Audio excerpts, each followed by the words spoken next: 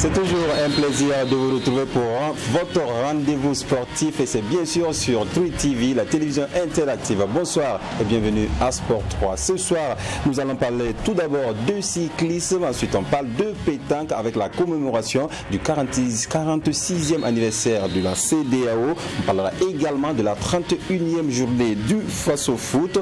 Les étalons se sont entraînés ce lundi soir, on en parlera également dans cette émission et bien sûr de Champions League avec la victoire de Chelsea, bien sûr avec les décodeurs, je le dis toujours, qui sont bien en place ce soir. L'équipe est complètement réunie ce soir. Ibé Cabré, bonsoir. Bonsoir à Samy, bonsoir à tous. Bonsoir Ibrahim Dianda.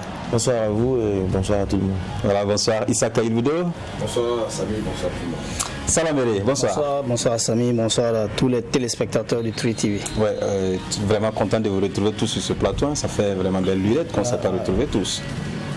Ouais, ça fait toujours plaisir de se retrouver en équipe. Oui. C'est vrai que par moment il y a des absents, mais bon, c'est le programme individuel qui fait. Sinon, quand on se retrouve comme ça, c'est beaucoup plus intéressant. D'accord, et ça va aller vite ce soir, Issa Keliboudo, comme on a beaucoup à dire ce soir, et c'est juste après cette virgule.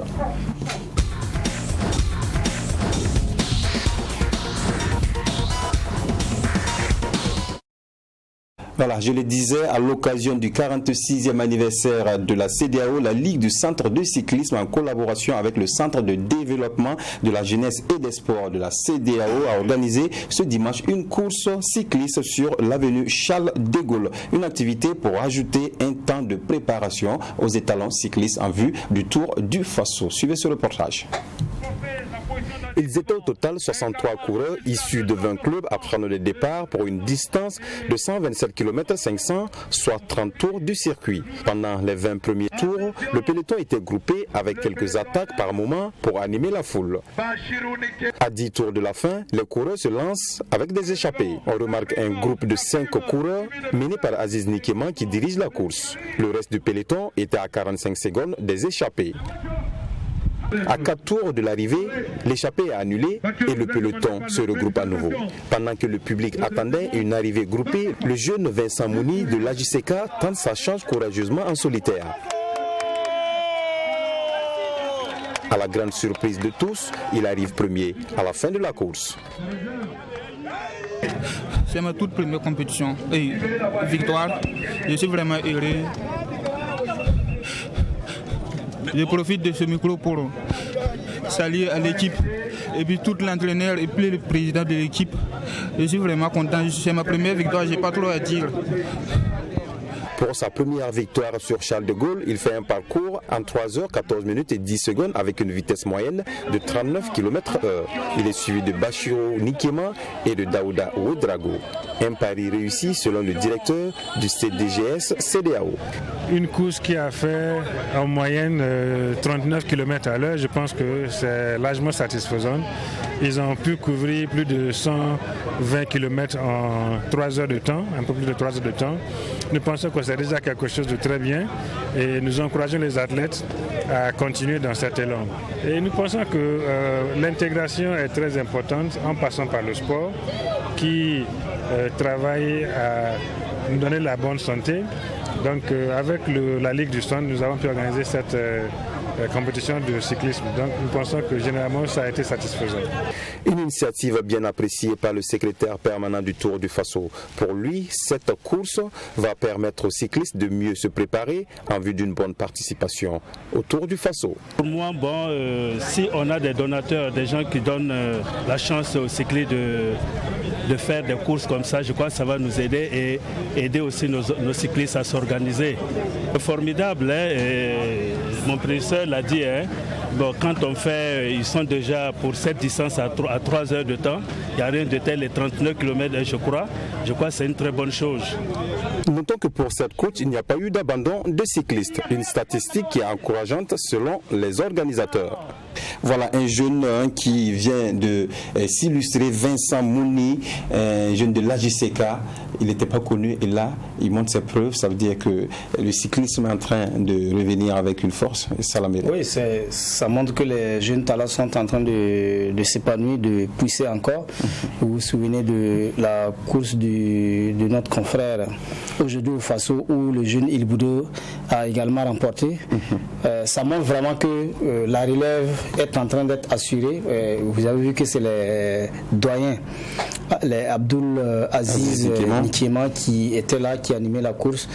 Et ce jeune a pu s'échapper du peloton pour aller remporter en solitaire cette compétition. En tout cas, on va peut-être saluer l'initiative de la CEDEAO qui a vraiment misé sur le cyclisme pour permettre aux étalons de préparer sereinement le Tour du Faso.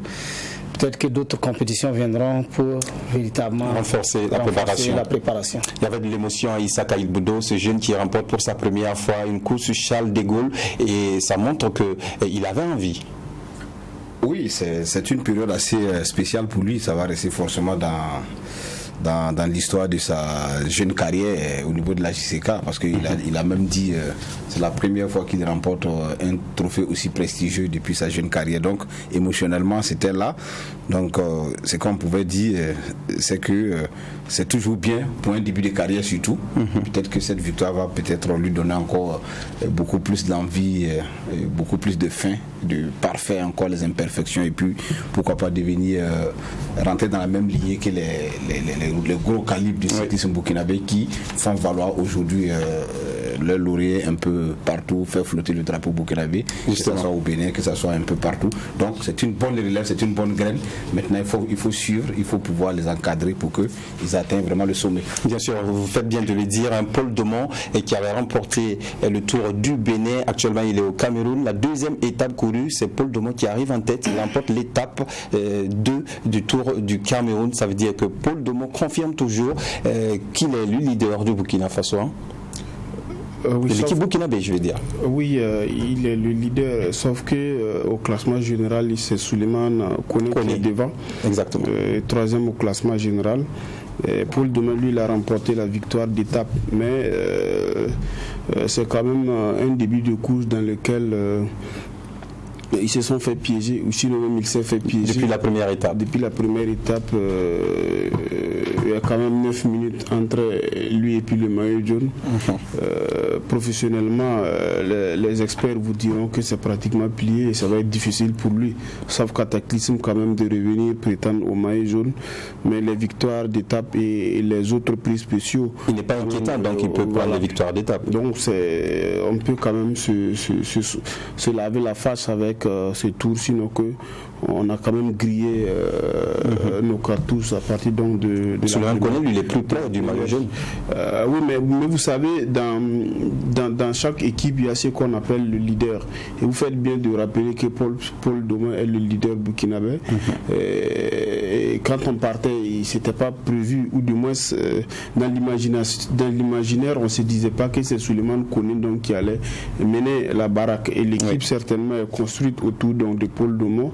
Et lorsque lui rate quand même le début comme ça devient compliqué.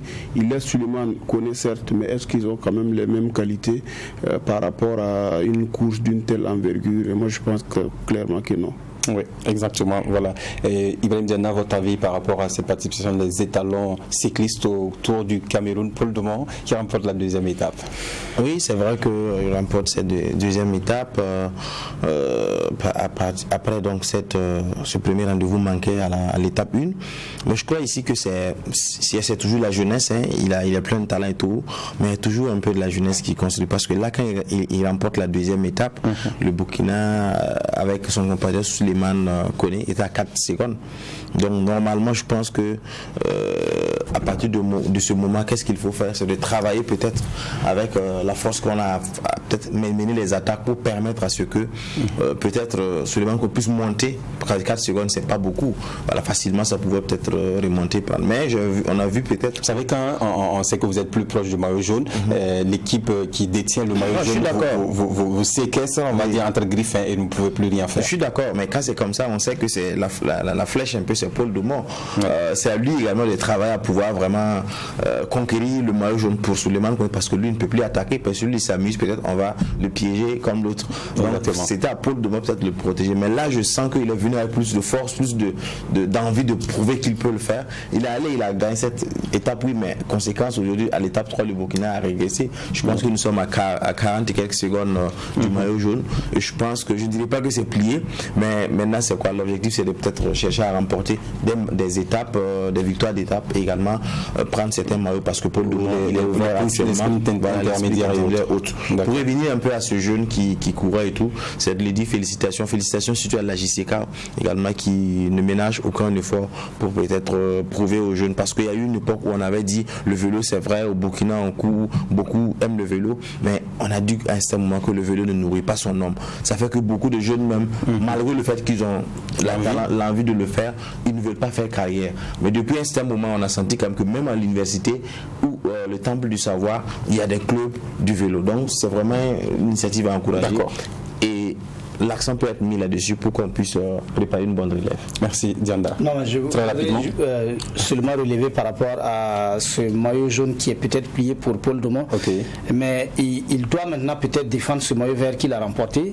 Et vous savez, dans une équipe, quand vous construisez tout le travail autour d'un leader, il y a toujours des brèches qu'on laisse pour celui-là qui pourrait être capable d'aller chercher le maillot jaune. Vous vous souvenez de 2016 ou 2017 au Tour de France où l'équipe Sky qui avait comme leader Chris Froome et par la suite au dernier moment Bradley Wiggins est parti chercher le maillot jaune et il a surpris tout le monde en allant chercher ce maillot jaune, et toute l'équipe s'est encore retournée pour le protéger jusqu'à ce qu'il remporte ce maillot. Belle mémoire. Ce sont des tactiques qu'il faut quand même pouvoir mettre en place. Et contrairement à ce que beaucoup de gens pensent, il y a beaucoup de stratégies et de tactiques dans le cyclisme. Par moment, si vous ne comprenez pas, vous avez l'impression que tout est perdu, mais après vous rattrapez peut-être les temps perdus. D'accord, merci Isaka. Et toujours dans le cadre de la commémoration du 46e anniversaire de la CEDEAO, il y a eu également une compétition de pétanque dans la soirée de ce dimanche. 74 équipes de 4 pays ont pris part à cette compétition dans le Burkina Faso, le Mali, le Niger et bien sûr le Burkina Faso. Suivez ce reportage signé Yacine Sawadgo. C'est une finale de pétanque très bien enlevée ce dimanche 30 mai au sein du stade du 4 août. Le club Sankui du Burkina Faso faisait face à l'équipe Fraternité du Bénin. Les deux pays ont montré leur savoir-faire, mais finalement c'est le club Sankui du Burkina Faso qui sort vainqueur avec 11 points contre 9 pour l'équipe béninoise. C'est un sentiment de joie qui nous anime parce que avec quand même 74 équipes et avec des pays frères, le Bénin, le Niger, le Mali, quand même si on arrive à remporter quand même cette finale, c'est que c'est un sentiment de joie. Le capitaine de l'équipe Fraternité du Bénin ne digère pas cette défaite et trouve que le public burkinabé n'est pas fair play. Par contre, le Mali qui était présent et félicite le Burkina pour la bonne tenue de cette compétition. Nous sommes venus depuis le jeudi, on a fêté des jours merveilleux, mais aujourd'hui, à ma grande surprise, arrivé en finale, c'est vrai, on jouait contre une équipe du Burkina. On jouait contre une équipe du Burkina, mais le fair play, je n'ai pas vu le fair play. On parle de la CEDEAO, mais je n'ai pas vu l'union qu'il a eu entre ces pays qui sont là. On a effectué beaucoup de kilomètres pour venir ici, c'est vrai. Nous l'avons accueilli, mais en finale, c'est le meilleur qui doit gagner. Mais que le fair play gagne d'abord. Donc ce que je peux dire, le public n'a pas été vraiment fair play face à nous. C'est acquis pour moi. Vu ce que j'ai vu ici, il y avait les Nigériens qui étaient là, nous Maliens nous sommes là. Il y avait Bénin aussi qui a même été deuxième. Donc vraiment, les autres même étaient attendus aussi. Il y avait Mauritanie qui était attendue, la Côte d'Ivoire aussi qui était attendue. Malheureusement, il n'a pas pu faire, effectuer les déplacements. Sinon, vraiment, sur ce plan, quand même, moi je trouve que vraiment l'intégration vraiment est sans problème. Le président de la Fédération burkinabé de pétanque, lui, se frotte les mains pour le bon déroulement de la compétition. Nous remercions la CEDEAO qui, depuis 2011, accompagne la Fédération pour cette compétition. Donc ça veut dire que 9 ans que nous jouons la Coupe CEDEAO. à travers la CDS. Donc et cette compétition a permis aussi de relever le niveau de la pétanque au Burkina, et ce qui est salutaire. En plus de ça, ce qui nous encourage est la participation des pays de la sous-région qui viennent maintenant au Burkina Faso pour commémorer cette fête-là. A noter que 74 équipes ont pris part à cette compétition organisée par la CEDEAO, et les pays présents étaient le Niger, le Mali, le Bénin et le Burkina Faso, pays organisateurs. Voilà, une compétition de pétanque qui donne encore quelques temps de jeu aussi aux joueurs de la pétanque, qui va permettre à eux aussi d'avoir quelques moments de plaisir. Salaméré. Oui, vous savez, la pétanque au Burkina, c'est un sport, on va le dire, très bien prisé par les boulistes qui sont là, qui anime les rues de Ouagadougou la soirée. Et c'est pour dire que vraiment il y a de l'engouement, ce qui amène vraiment les gens à bien jouer les boules. Maintenant, par rapport à cette compétition de la CEDEAO, je ne sais pas pourquoi la plainte du Béninois, parce que je ne comprends pas ce qu'il veut dire en parlant de fair play. Oui. Parce que je me rappelle qu'en 2017, le public, je pense que je te coupais, mais en réalité, je n'étais pas sur les lieux. Mais quand vous écoutez en toile de fond, il jette peut-être l'anathème sur peut-être l'éventuel comportement du public, peut-être envers eux. Sinon, je ne pense pas que ça soit sur le plan technique ou tactique qu'on les a. Mais sûrement, c'est le contexte. Voilà. Bon, le public n'a pas été fait. Est-ce qu'ils ont été hués? Est-ce qu'ils ont été déconcentrés au moment où ils veulent jouer? C'est des probabilités, peut-être que c'est un peu ça. Chaque supporter a peut-être sa façon de faire. Je suis d'accord, mais quand vous voulez lancer des boules et que peut-être éventuellement des gens crient ou bien vous chahutent, ça crée forcément des sentiments de frustration. Exactement. Donc quand il parle de fair play, ce n'est pas forcément les acteurs clés qui jouaient, mais c'est ceux qui étaient aux alentours qui probablement ont eu des comportements peut-être qu'eux ont estimé que c'était pas fair play. Exactement. Diana, pour terminer. Je pense qu'il a dit, il dit je suis pas d'accord, le public, quand on parle d'intégration, on doit être ensemble, mais j'ai pas senti ça. C'est vrai, on est venu, on nous a bien accueillis, mais le public n'est pas fair play. Donc, et quand on voit un peu dans le reportage un peu comment les gens étaient agrippés, on voyait un peu l'enchaînement. On a même vu le président de la fédération aller même parler à des supporters. On a vu ça dans le reportage. Donc ça veut dire qu'à un certain moment, peut-être, sur certaines choses, peut-être le public a voulu peut-être à travers des insultes et autres. Bon, c'est pas intéressant, mais je crois qu'à un certain moment, quand on est professionnel, il faut savoir se départir de cela. C'est vrai, ça touche le mental et autres, mais vous ne pouvez pas venir peut-être arriver dans un pays et penser que forcément vous allez venir compétir face à des équipes de pays autres et être prêt d'être chahuté. Et je dirais, choyer, non, forcément il y aura peut-être des mots durs et tout, mais il faudrait savoir rester professionnel et peut-être jouer le jeu tranquillement. Exactement. C'est mieux. Franchement, je voulais dire, voilà, si vraiment le supporter ne vient pas vraiment déranger le jeu, moi je me dis que c'est de bonne guerre que les supporters supportent leur équipe. Voilà. Parce qu'on se rappelle qu'en 2007, le Burkina était allé remporter la CAN du côté du Bénin en pétanque. Voilà.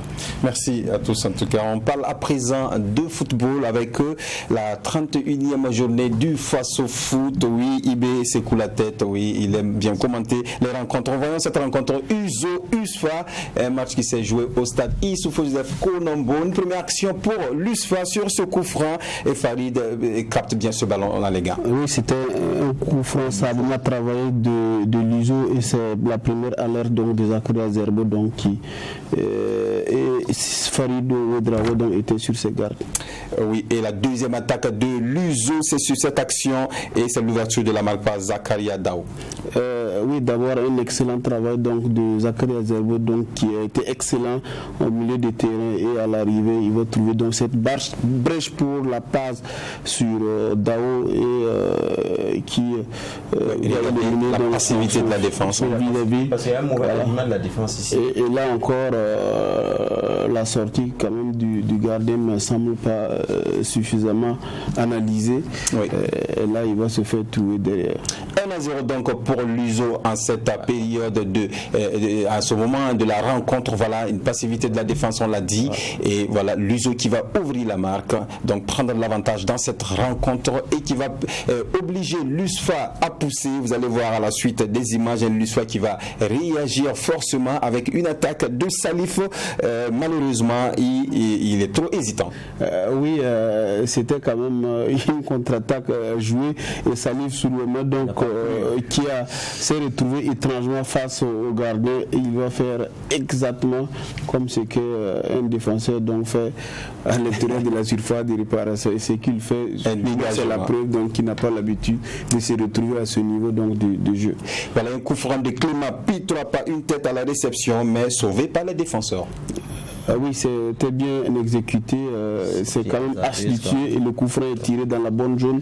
Et le gardien a peut-être été gêné sur ce coup, mais là la défense donc s'est ressaisie et le dégagement en catastrophe. Oui, et le coup franc qui va suivre, c'est le but égalisateur de l'USO. Et là, c'est un coup franc direct de Youssouf Ben Dao Rachid, voilà, qui remet les pendules à l'heure. Oui, je pense que là, le gardien positionne très mal son mur. Je ne sais pas pourquoi.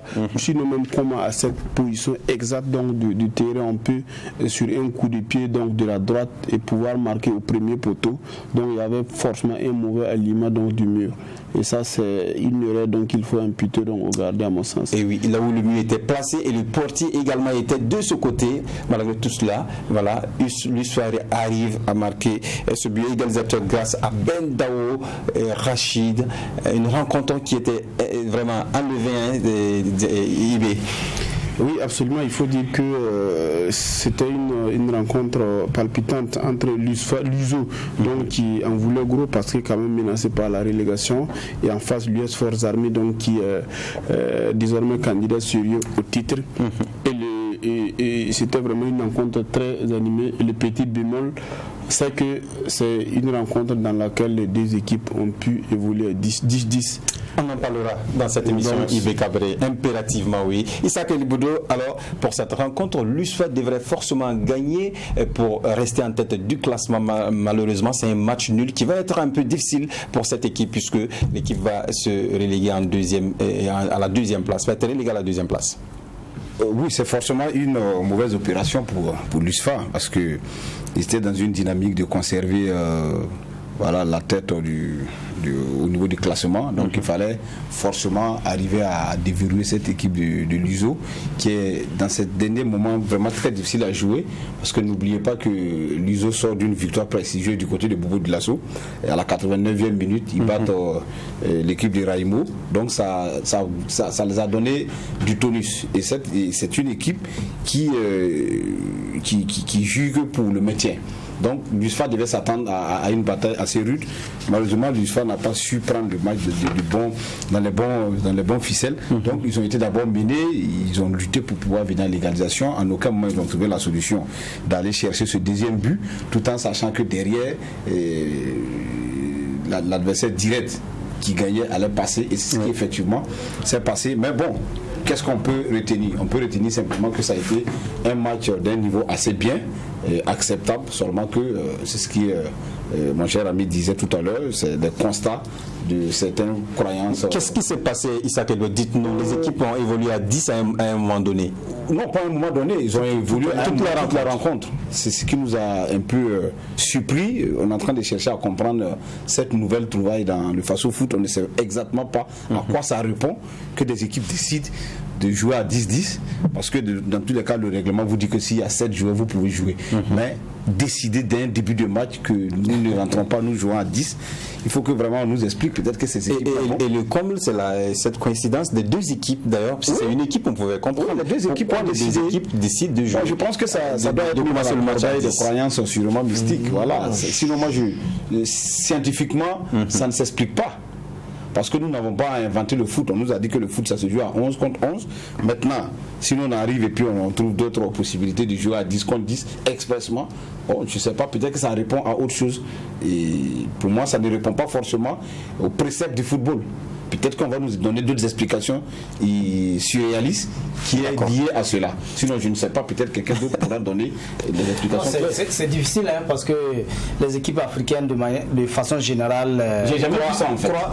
Ce truc-là, on est toujours là à chercher les pouces sur un crâne rasé, alors que non, c'est comme il a dit, le football se joue sur le rectangle vert et c'est celui qui aura produit beaucoup plus de jeux qui gagne le match.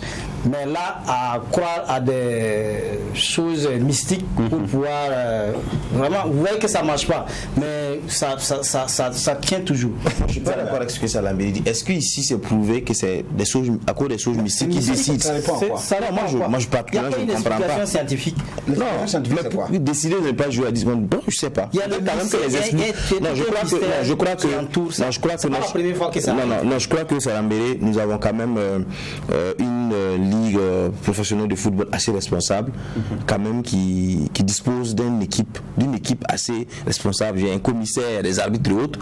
Je crois qu'il y a un règlement qui entoure cela. Donc quand les équipes décident, bon, je fais rentrer 10 joueurs, l'autre également dit je fais rentrer 10 joueurs, il doit y avoir des explications, normalement, à ce niveau. Si l'explication n'est pas des explications, non, je suis d'accord sur ce point. Mais à un certain moment, si il y a une entente à ce niveau, jouer à 10 contre 10, je crois que à un certain moment, il faut qu'on pousse il faut qu'on pousse la réflexion à plus loin, parce que ici on parle un peu peut-être de mystique, mais on se rappelle encore de cette saison où avec la Juve il y a eu ce problème où ils ont été relégués. C'était quoi? C'est l'histoire de Paris ou autre. Ça a quand même fait tout. Oui, on ne va pas forcément rentrer dedans. Ici, si c'était une seule équipe qui évoluait à 10, on allait comprendre peut-être qu'il n'y a pas. Il y a une équipe qui était un peu.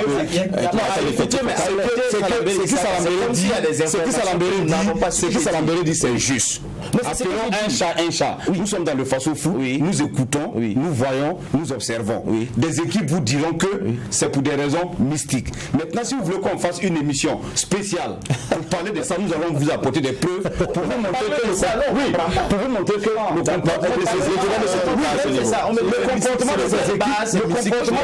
le comportement de ces équipes, c'est pas une explication scientifique. Ils n'ont pas d'explication scientifique à nous dire. D'accord. Ils se basent sur des choses qui vont pas sur du réel. Il va réagir avant qu'on puisse continuer. En fait, il ne faut pas qu'on fasse dans la langue des bases. C'est-à-dire que c'est des croyances liées à des choses irrationnelles. Voilà. Parlons clairement. C'est le WAC, comme on le dit dans le jargon. Donc, les gens, non, mais c'est pas le truc. Le problème, c'est que c'est pas la première fois. Il y a eu, je crois, RCB qui s'est comporté comme ça. Il y a eu même Raïmo, il y a eu même l'Asfa Imenga, il y a eu pas mal de choses. Mais parfois, généralement, ça commence 10 minutes après, on demande à rentrer. Parce qu'on se retrouve dans une situation où toutes les deux équipes là se retrouvent avec des injonctions du genre ne rentrez pas à 11 avant l'adversaire. Exactement. Donc nous sommes retrouvés dans une situation où effectivement toutes les deux équipes avaient les mêmes injonctions. Est-ce que c'est le même Walkman? Je n'en sais rien. Mais au bout du compte, il y a un véritable souci. Et quand je regarde, est-ce que le match nul, ça arrange l'histoire? Je dis clairement que non. Parce que là, il se prive quand même d'un élément. J'ai regardé la feuille de match, c'est Abdourahmane Sidi qui est un élément primordial. Le Camerounais de l'équipe qui a été il a été à un moment donné. Et c'est lui qu'on a laissé sur le banc, le milieu, lui qui devait être quand même le milieu box-to-box et relais au niveau. C'est lui qui est resté sur le banc. Donc ça a négativement impacté forcément le jeu de l'USO. Ça a minimisé aussi l'absence des joueurs de l'USO. Mais à un moment donné, moi je pense, ça arrivait ailleurs, mais moi je n'ai jamais cru qu'au niveau de l'USO, on peut croire quand même à des trucs comme ça où l'explication peut quand même être scientifique. Si d'aventure ces équipes deviennent champions du Burkina, ils iront en compétition africaine. Il y a des règlements qui vous incombent, vous devez sortir de façon officielle pour aller sur le rectangle vert pour jouer. Est-ce que vous allez transporter ces comportements vers cet art dans ces compétitions? Là, c'est la question que moi je me pose. Ça ne sera pas possible. Okay. Voilà. Donc, avant de vous donner la parole, on va écouter Antoine Ilboudo, c'est l'entraîneur adjoint de l'USFA. Dans ce championnat, toutes les équipes sont nos adversaires. Il n'y a pas un adversaire particulier, comme vous le dites. Donc, ce soir, nous sommes venus comme nous avons l'habitude de jouer, nous avons développé notre jeu, que ce soit offensivement ou défensivement. C'est ce qu'on a préparé. On a eu des occasions. Malheureusement, l'efficacité n'était pas au rendez-vous au niveau de la finition. Mais on a eu un point. Ce n'est pas mauvais. On prend c'est un point et on y va pour le sprint final. Coach, vous avez joué à 10 ce soir.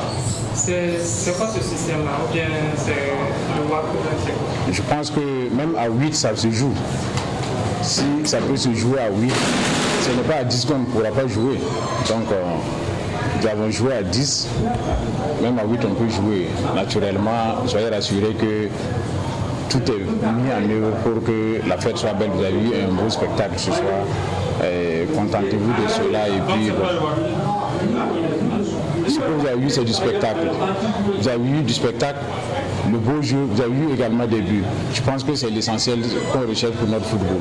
Ben voilà, vous avez eu du spectacle quand même. Non, mais venant quand même du staff technique, moi ça me déçoit. Hein. Moi je m'excuse, mais quand même eux qui devraient apporter une analyse scientifique au match, rationnelle, et ils se retrouvent à donner quand même, c'est franchement du dilatoire. Moi, je ne reconnais pas mon ami Antoine Ilboudo, parce que lui, il est quand même habitué à nous sortir quand même des analyses scientifiques sur les rencontres, mais là, il s'est mis dans une situation inconfortable. En fait, généralement, ça vient de l'équipe dirigeante ou du moins de la commission, ce qu'on appelait la commission environnementale. À un moment donné. Et que les staffs techniques ne peuvent être d'accord et peut même les dénoncer. Mais là, je vois que lui, il est entièrement d'accord et même il se met dans une logique de justification de cette attitude. Moi, ça me déçoit. L'histoire aujourd'hui ne peut pas se fier à ces trucs-là pour pouvoir être champion ici. De toute façon, au bout du compte, on fera le bilan si ils ont eu raison de jouer à un moment à 10. Avant de vous repasser la parole, on va écouter Harry Souema. Peut-être que lui, il va nous donner quelques explications par rapport à ce match joué à 10. Harry Souema, l'entraîneur de l'USO. Bon, je crois que c'est la détermination et la combativité qui a prévalu. Parce que depuis toute la semaine, on a essayé de travailler les enfants parce qu'on avait en face une équipe qui nous est supérieure. Quoi qu'on dise, actuellement, ils sont plus en forme que nous. Donc, il faudrait en tout cas de garder courage et puis avoir un engagement pour pouvoir contenir l'histoire. Alors vous avez joué à 10. Est-ce que vous avez regardé l'histoire? Pourquoi vous avez joué? Bon, on a joué à 10. L'histoire aussi a joué à 10. Donc je crois que c'est le nombre, peu importe le nom. En tout cas, on a fait notre match. Je crois que le spectacle était là. Il y a eu du beau jeu. Donc je crois que le nombre... Il y a pas de superstition parce qu'à la mi-temps, on a vu des joueurs qui refusaient de rentrer dans les vestiaires. Est-ce que c'est pas tout ça, c'est pas le WAC? Souvent, moi, je ne prête pas attention aux joueurs qui n'entrent pas dans les vestiaires. Moi, je crois que tous les joueurs sont entrés dans les vestiaires. Non, il y a le joueur de Chevaux et le joueur de l'USFA qui devaient être sur le terrain. Ils ont fait 1 minute 2 avant de rentrer dans les vestiaires. Est-ce que tout ça, c'est pas du joueur à 10, des joueurs qui refusent de rentrer dans les vestiaires? C'est pas le WAC tout ça? Bon, c'est comme je dirais, cet aspect-là, je ne maîtrise pas trop. Donc, ça fait que c'est difficile de répondre que si le WAC, vraiment, c'est mon domaine. Voilà, Salaméré, réaction par rapport à ce que le coach dit. Il n'y a pas d'explication. Vous voyez que les deux entraîneurs expliquent difficilement ce comportement des deux équipes. Franchement, on a dit ici que l'USFA avait le meilleur calendrier possible pour terminer vraiment champion de la saison, sauf que on se disait que c'était la dernière journée où elle devrait croiser les faux, qui était un peu plus compliqué. Mais en voulant rentrer dans cette histoire de superstition, vous voyez que l'histoire s'est tiré une balle dans la jambe. En tout cas. Parce que le fait de reposer son meilleur joueur, presque. Non, c'est pas reposer. Bon, c'est quoi? De n'avoir pas autorisé ce joueur qui vraiment apporte beaucoup d'énergie, de tonus dans l'équipe de l'histoire, a vraiment pénalisé. On nous a fait croire qu'il y a eu des spectacles, mais à mon avis, il n'y a pas eu tellement de spectacles comme ça. Plutôt, c'est l'USO qui a dominé l'USFA. Et entre-temps, ce coup franc a ramené l'USFA à l'égalisation. Je crois que c'est de la mauvaise manière Je pense qu'il faut mettre fin vite. Je pense que nous, on peut 30 secondes, polémiquer sur ce qu'on veut. Les équipes, ils ont également toutes les commissions environnementales, comme on aime le dire. Ils croient à ce qu'ils croient. Il faut les laisser assumer ce qu'ils ont en train d'assumer. Il n'y aura pas d'explication. Parce qu'il n'y a pas d'explication. Eux-mêmes, ils le disent. Le football, oui, on a beau universel. Le football est universel. C'est pas ici seulement que ça.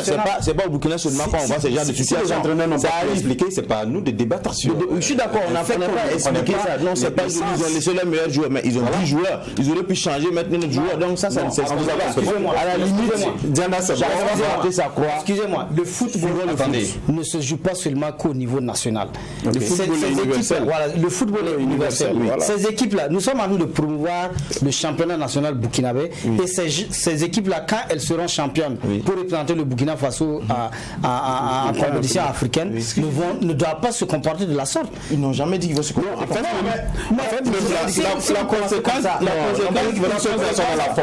La conséquence immédiate ici, c'est que l'histoire perd la première place. Voilà. Mais rien ne prouvait que s'ils allaient gagner. L'histoire était. Rien ne prouvait qu'ils allaient gagner le match. Quand vous faites un travail, c'est une préparation d'un match pendant toute une semaine, et lorsqu'à un moment donné vous dégriffez, même un simple remplacement, mais si vous savez de dégriffer, ça force complètement le système. Moi, je pense et là, je ne vois les techniciens même qui se mettent à défendre ça. Moi, je pense qu'on doit forcément revenir peut-être à la Ligue pour nous éclairer. C'est probablement le fait qu'il n'y a pas de tests clairs qui nous disent que si on joue à 9, on joue à 10. Ok. Maintenant, il faut que la Ligue essaie de nous expliquer avec ses équipes. Mais moi, personnellement, je pense que, très honnêtement, il faut qu'on arrête avec cette façon. On n'empêche pas les équipes de ne pas aller voir le volet environnemental. Vous pouvez le faire. Il y a des années, les gens le faisaient. Mais c'est maintenant qu'on est en train de découvrir ce nouveau phénomène. Je viens, désolé. Non, c'est maintenant qu'on découvre ce nouveau phénomène de jouer à des joueurs moins.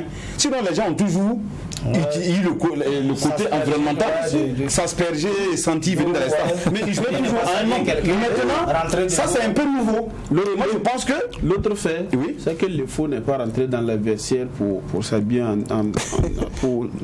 la mi-temps. Non, un truc pour s'habiller avant de la rencontre. Et à l'arrivée, donc ça fait quand même 2-0 pour Salitas. Non, mais souvent c'est compliqué. Non, je termine rapidement en 20 secondes. Je pense qu'à un certain moment, si nous allons faire une analyse sur cette terre-là, rien ne condamne plus que la croyance. Quand on y croit à quelque chose, on y tient. Donc on n'a pas l'information juste de sur quoi elle se base. Donc c'est pas joli. Je suis d'accord, c'est pas joli que ça arrive, mais nous n'allons pas les condamner. Chacun porte sa croix. Ok, vous croyez aux croyances mystiques. Voilà, nous ça tient. Donc on continue l'émission de ce soir. On va voir l'ensemble des résultats de la 31e journée du Faso Foot. Voilà, retenez déjà que l'USFA a fait match nul face à l'USO. Majestic a été battu par Vitesse FC 2-0. La SEC a battu Royal FC sur ses installations. Sonabel a cartonné la Swining à 4-1. Le RCB qui gagne l'AS Police 2-1. USFA USO 1 but partout.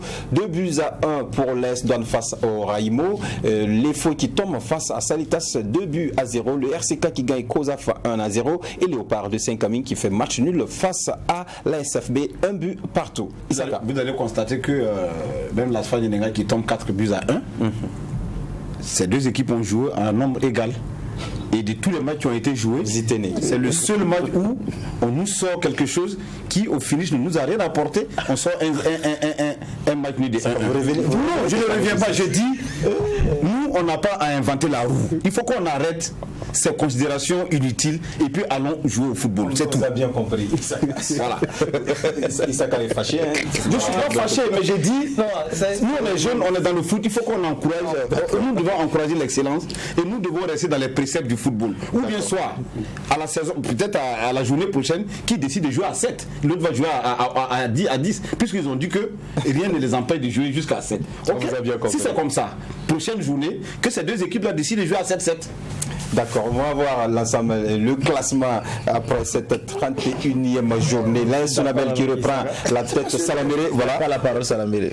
L'AS Sonabel qui reprend la tête, s'il vous plaît, avec 57 points, suivi de l'USFA, 56 points de différence. Donc, l'AS Douane est 3e avec 52 pour Salitas également, qui ne s'éloigne pas du leader Sonabel, donc à 5 points, donc c'est faisable toujours. Le RCB qui a 47 points, 43 pour l'Asfa Yeninga, 40 Royal FC. Moi je sais qu'à 39, tout comme le RCK, c'est sur l'autre partie du tableau, vous allez voir que le 10e c'est l'Étoile Finale de Ouagadougou avec 38 points, suivi de l'ASEC également 38 pour l'ASFB et également 35 l'AS Police, Vitesse à 33 points, Raïmo premier est relégable à 33 points, suivi de l'USO, deuxième relégable avec 33 points également, 31 points pour Léopard de Saint-Camille et complètement la lanterne rouge, c'est COSAF toujours avec 28 points.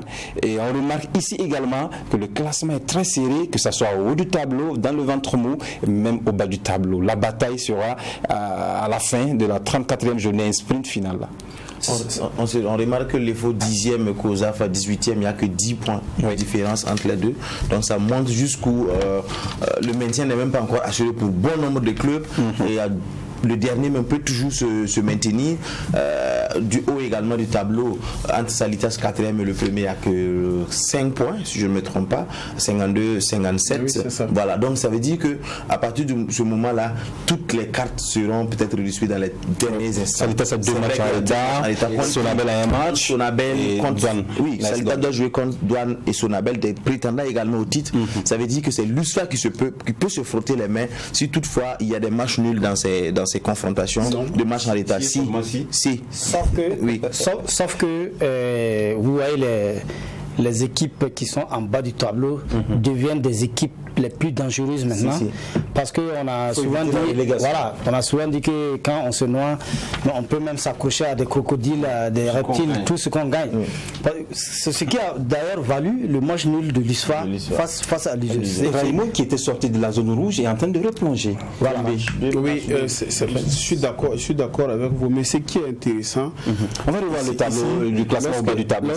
Lorsque vous jetez un coup d'œil au bas du tableau, vous vous rendez compte que au bas du tableau, vous vous rendez compte que l'AS Police qui est 13e, qui a 35 points, à 2 points de la zone de relégation, vous voyez bien au niveau à 2 points de Raïmo, premier relégable, a comme adversaire pour les 2 dernières journées Léopard qui est dans la zone rouge, c'est-à-dire qu'il y a un adversaire direct, et comme Raïmo qui est un adversaire direct pour la relégation,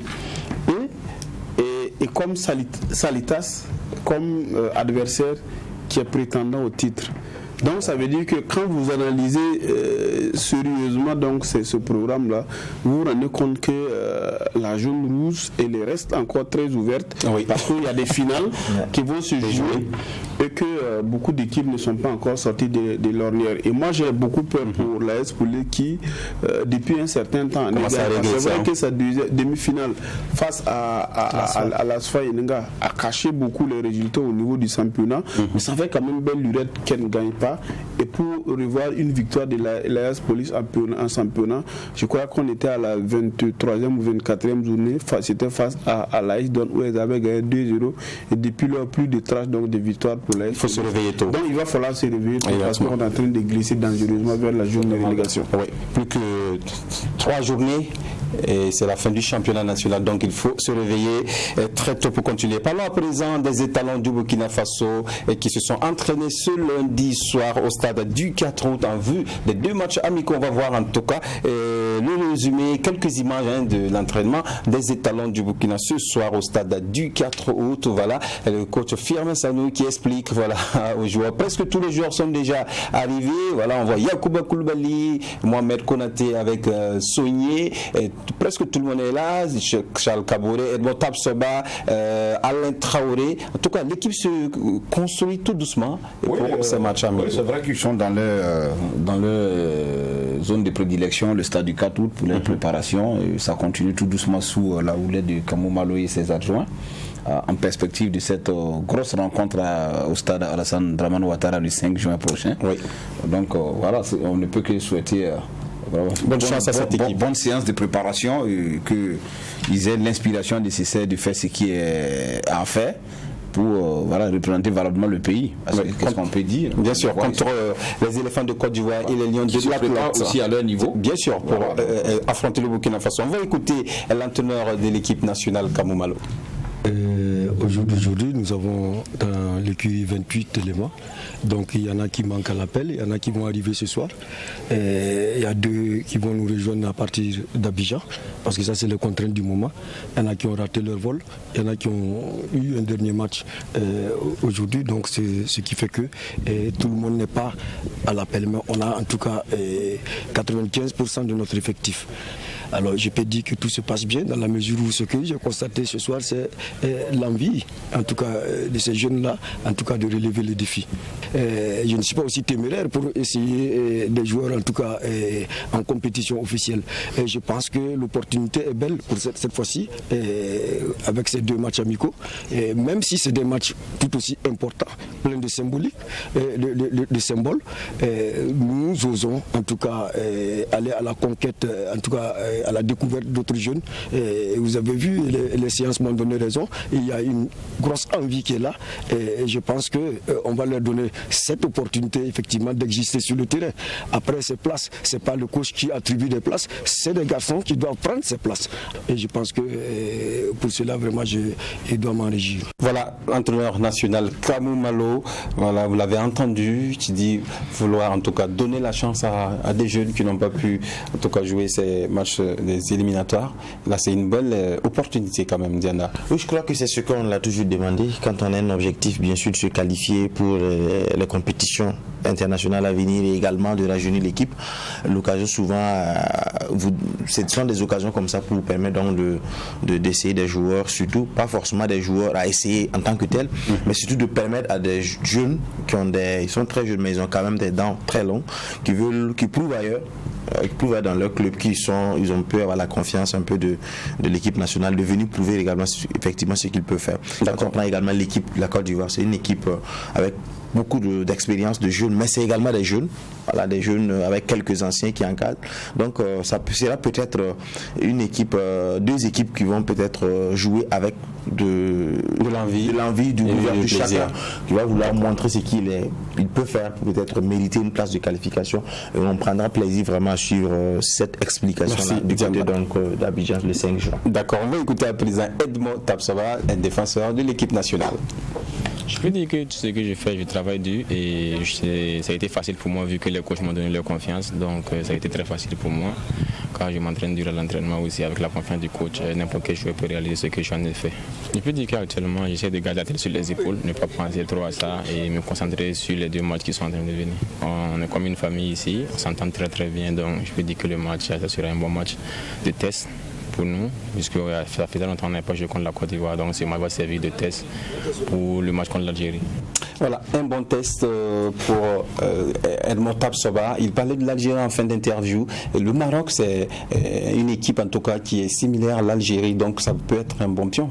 Oui, c'est un bon test parce que apparemment toutes les équipes maghrébines ont presque les mêmes manières de jouer et c'est un très bon test, même si à côté il faut jouer contre la Côte d'Ivoire qui est un adversaire assez sérieux également au vu même de l'histoire entre les 2 pays. Et si vous allez remonter dans les derniers matchs étalons éléphants, vous allez voir que les éléphants ont pris le dessus, ont toujours pris le dessus sur le Burkina Faso. Ça serait un match où vraiment, on va mettre peut-être le match test à côté et puis vraiment jouer au ballon pour... Voilà. Ce qui m'a plu, dans la communication de l'entraîneur, c'est quand même quand il a dit que aucune place n'est acquise, aucune place n'est réservée pour quelqu'un. C'est aux joueurs de se les arracher et les jeunes sont vraiment... Il faut prouver pour avoir sa place en équipe nationale. Arracher les places. Non, ça c'est ce qui est bien dit. Ça c'est une très bonne chose. On l'a dit, généralement c'est ce qu'on dit. Voilà, il faut que chacun se batte pour avoir la place. Voilà, Voilà, en tout cas, c'est bien. Ces matchs se joueront le 5 juin prochain du côté du J'ai dit attention au 5 parce que je me rappelle le 5 septembre 2009, on était donc au stade Félicia, c'était 5-0 qu'on a pris. Un autre 5. Mais dans un autre, ça sera la revanche. 5 septembre 2009. Dans un terrain un peu différent. Parce que là, nous sommes à Yama, là, on était au plateau. Voilà. Merci Isaka. On va terminer avec cette vidéo de Ligue des Champions. On va voir seulement que le but est de Chelsea. Le but qui. Chelsea est en train de réécrire, pour ne pas dire réécrire encore l'histoire. C'est mérité donc. C'est mérité. C'est mérité parce que quand vous regardez le parcours de Chelsea, elle arrive quand même à mettre hors d'état de nuit certaines grandes équipes, certaines. Ne citez pas s'il vous plaît. Ok, je ne cite pas pour ne pas faire des jaloux. Mais bon, c'est vraiment mérité, c'est une jeune équipe et vraiment félicitations à eux. Et puis tenez-vous bien, le joueur qui marque, c'est un inconnu pratiquement. Au sein de cette équipe, c'était pas l'homme sur qui vraiment on comptait. C'est son premier but en Ligue des Champions. On a hésité entre le Marocain, comment il s'appelle, Hakim Ziyech, à Kai Havertz, et à la dernière minute, c'est Kai Havertz que Tourelle a préféré. Mais lui qui donne le... juste pour donner ma petite analyse par rapport à ce match, et surtout de Thomas qui quitte le PSG, qui prend le trophée. Je reconnais la valeur de Chelsea à ce match, mais il faut reconnaître que l'entraîneur de Man City, Pep Guardiola, a vraiment commis, à mon avis, 2 erreurs qu'il faut relever ici. Allez-y vite parce qu'on va pas le temps. Voilà, parce que là, quand vous avez une équipe joueuse comme Chelsea, il faut vraiment jouer avec ses armes qui sont là. Il fait rentrer voilà. Il fallait mettre ce Rodri et le Brésilien pour vraiment je pense que le coach Alambéré, lui, il avait son analyse. J'ai plutôt cette pensée spéciale pour Thomas Tuchel. Je pense également au Brésilien, comment il s'appelle, Thiago Silva et tout. Quand on sait un peu l'histoire avec le PSG et tout, c'est ça aussi. Chelsea, on se rappelle en 2012, c'était un entraîneur qui est débarqué en milieu de saison. Di Matteo, son adjoint lui prend, il arrive en finale face au Bayern, il la remporte. Cette année, Lampard qui est débarqué également, Thomas Tuchel vient en sapeur-pompier, il arrive donc il fait les choses. C'est vrai que le problème de Chelsea, toute cette équipe, je suis d'accord, est vraiment l'émanation de la présence de Lampard durant la période. Voilà, exactement. Kama refait cette équipe. Tuchel est juste venu changer peut-être le discours et certaines choses qu'ils ont pu faire. Mais le problème avec Chelsea, c'est souvent ça. Ils viennent comme ça. Quand ils viennent, ils tapent, mais après ils disparaissent. Voilà. Et il ne laisse pas beaucoup de temps, mais on peut parler de Zidane quand même. On apprend que Zidane quitte le Real. Surtout que lui, c'est Zidane. Real. Oui, Zidane quitte le Real après une saison blanche. Oui. Et il n'est pas content, sûrement. Oui, naturellement. Et puis après, il a envoyé quand même une lettre d'explication où il fustige en filigrane donc la direction du club. Il n'estime pas n'avoir pas le soutien donc qu'il mérite au sein de l'institution donc le Real Madrid. Et là aussi, s'il y a une leçon de football que le Real doit prendre aux côtés des clubs d'anglais, c'est aussi peut-être le respect de ces légendes. Je crois qu'à un moment donné, on banalise quand même l'histoire du club et les légendes, et je crois que c'est aussi une attitude qui n'est pas très bien et qui est même irréprochable de la part du président Florentino Pérez. Et lorsque l'équipe est en difficulté, déjà ça fuite dans la presse, donc il est prêt donc à débarquer une légende comme Zidane tout en oubliant tout ce qu'il a été donc pour le club. Et je crois que pour son image, Zidane a dû donc se quitter, et là il a anticipé cette lettre, donc il tire à balle réelle sur la direction du club. Mais c'est quand même très atypique donc pour quelqu'un comme Zidane. D'accord. Mais c'est ça qu'on peut simplement que pour résumer ce qu'il dit, on reste dans le fait que l'ingratitude au football ne peut jamais se terminer aujourd'hui. Parce que c'est quoi? C'est que vous avez fait hier, à un moment donné, apparemment, on a l'impression que ça compte peu. On avait même dit, Zidane peut-être fait son retour de trop. Exactement. J'allais bien dire, est-ce que aller revenir, c'est pas de trop? Voilà. En tout cas, merci. Il y a la finale de la Coupe du Faso Dames, quand même. Qu'il faut en parler. Étincelle face à Nas. Notre ami Martin, autant pour moi. Non, c'est Pascal. Donc, il élimine cette belle équipe de l'USFA. Après, donc, sa victoire en aller. Il file en finale. Voilà, il file en finale. Tonton Rochebois, c'est le spécialiste. Exactement. Je l'ai pas. Pour une fois, donc, il commence le football féminin à son niveau. Je vais vous expliquer avec une lettre. Merci Ibé, merci à tous. Merci à l'équipe de réalisation. C'était chaud ce soir. On se retrouve vendredi avec une autre émission. D'ici là, portez-vous bien. Au revoir.